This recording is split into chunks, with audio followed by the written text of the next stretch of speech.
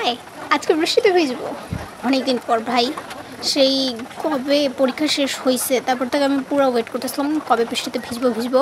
সময়ই হয়ে ওঠে নাই। তারপর আজকে ফাইনাল বৃষ্টি হয়েছে। আমি আমার ক্যাম্পাসে একা একা ঘুরতেছিলাম, তখন আমার এই ছোটো বোনটা আমাদের ক্যাম্পাসেই থাকে, তো বলতেছে দিদি আমিও ভিজবো বৃষ্টিতে। তো ওর মার কাছ থেকে পারমিশন নিয়ে আসলো।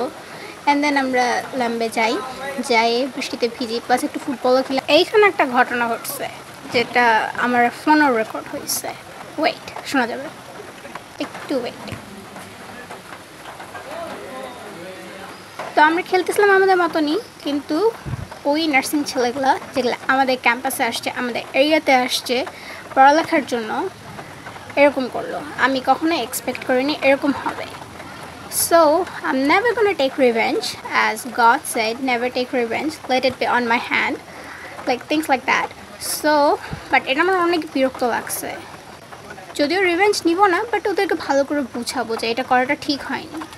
কতগুলো আছে ছেলে এরকম, যাই হোক বাদ দিই। বাট আমাদের অনেক মজা হয়েছে, ওটা আমরা ইগনোর করে রাখছি, ইগনোরের লিস্টেই রাখছি। রাস্তার ধুলাবালি যেরকম আবর্জনা, let's keep those things like that. আমি আর আমার বোন, ছোটো বোন, জোস মজা করছি, খেলছি টেলছি, কাদায় পুরা ল্যাটপাটায় গেছে। ও তো ছোটো মানুষ, তো ও পুরা কাদার মধ্যে কি বলবো ইচ্ছা মতো মজা করছে।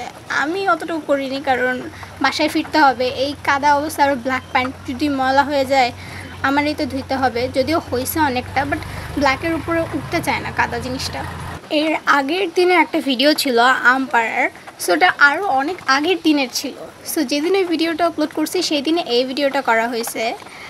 আলসামির কারণে বলা যায় আমি ওই দিনে আপলোড করতে পারিনি।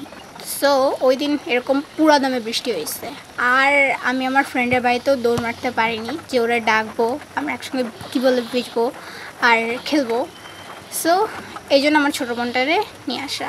তারপরে ছোটো মাঠে আসলাম, কারণ ও বড় মাঠে আর খেলতে চাচ্ছিল না, বলছে দিদি আর খেলতে পারবো না, ভালো লাগতেছে না। তখন ও পুরো ছোটো মাঠে আসে, ওর মন মতো খেলছে ভাই কাদার মধ্যে, এমন দৌড়াদৌড়ি। আই উইশ আমিও যদি করতে পারতাম, বাট হাত পা ভাঙার ভয়ে আমি করি নাই, যেহেতু সামনে আমার একটা প্ল্যান আছে, তাই আমার হাত পা ভাঙা যাবে না। সো ওই জন্য আমি একটু স্লাইড করার চেষ্টা করতেছিলাম।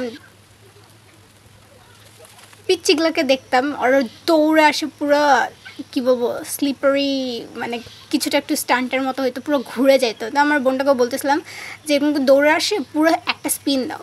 তো কী করতেছে, দাঁড়ায় দাঁড়ায় আসে একটা স্পিন দিচ্ছে। আচ্ছা সমস্যা নেই, তুমি তোমার মতো খেলো, আমি আমার মতো করেই খেলি। তারপর আমরা এখান থেকে চলে যাই পুকুরে, কিন্তু তার আগে ওর খেলা শেষ হয় না। আমি বলতেছি চলো চলো এবার পুকুরে যাই একটু দেখি। তো এই হলো সেই পিচ্চি। তারপর আমরা যাচ্ছি পুকুরে। এটা আমাদের পুকুর, ছোটোবেলায় অনেক মজা করছে এই পুকুরে। আমি দুইবার ডুবে গেছি এই পুকুরে, আর দুইবার আমাকে দুইটা ডিফারেন্ট দাদা বাঁচাইছে। কারণ আমাদের এরিয়ায় আমি একটা মাত্র ছোট ছিলাম, ছোট মেয়ে, আর সবগুলো দাদা, আর একটা দিদি ছিল। ওই দিদিটা অত বের হতো না। সো বেসিক্যালি আমি বড় হয়ে উঠছি তাদের সাথেই। ওরাও আমাকে ছোটো বোনের মতো দেখতো, বাট সামটাইম ইউনোস ওরা লাইক, যেহেতু ছোট ছিলাম ওরা কী বলবো একটু স্লেভের মতো ট্রিট করতো। তো একটা দাদা ওরকম ভাবছে যে হয়তো সাঁতার পারে, ওই জন্য দিছে ঠেলা, আর আমি পুরো নাকানি চুবানি খাইছি ওই দিন। তারপর থেকে আর আমি এই পুকুরে অতটাও সাঁতারের জন্য নামি না। আর আমার এই পুচকি বোনটা কী করতেছে, আমার ভয় দেখাচ্ছে, দিদি ওই যে সাপ। আসলে সাপ আমার অত ভয় লাগে না, বাট আমার অনেক ঘৃণা লাগে। আমি জানি না কেন, এটা কেন যেন হয়, আমার ভয় লাগে না, বাট অনেক ঘৃণা লাগে। ও বলতেছে দিদি ওই যে সাপ। আমি 2-3 বার উঠি আবার নামি, আর ওই পাশে তারপর লাস্ট যায় চেক করলাম, ভাই ওগুলো মাছ ছিল।